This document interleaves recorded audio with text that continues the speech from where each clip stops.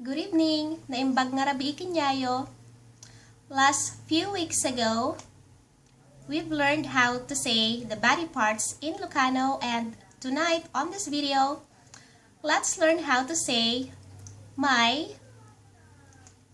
feet, my cheek, my neck, my arm, my hair, and such. So, let's start. In Ilocano, to say my and then the body part, if the last letter ends in a vowel, you add the letter K. Let's use the feet or saka as the first example. Feet, saka. So, the last letter is letter A, which is a vowel. So, let's add letter K.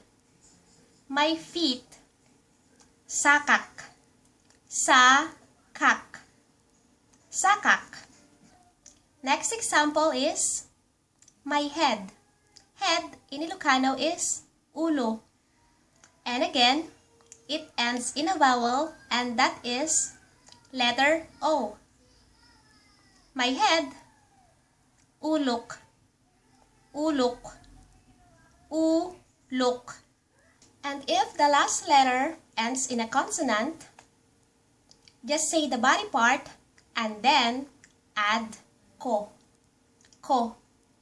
Example, my neck. Neck in Ilocano is tinged. Tinged. So, let's say my neck in Ilocano.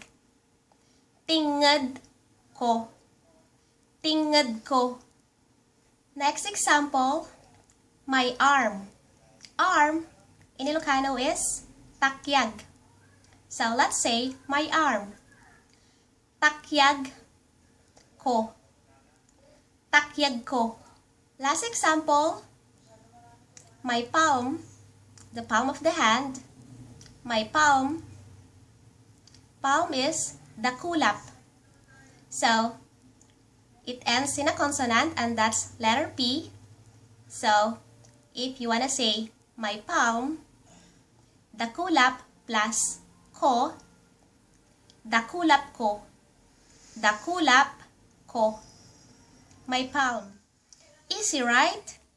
Let's practice. Let's start with my hair. My hair, buok ko. Buok ko. My eyebrow, kiday ko. And my ear, lapayag ko. Lapayag ko. My neck, tinged ko. My feet, sakak. Sakak. My head, ulok. So, that's it for tonight, and that's how to say my and then the body part.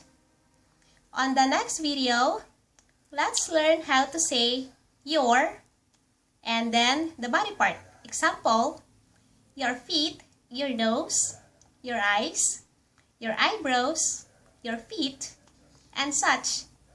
See you on the next video. Good night.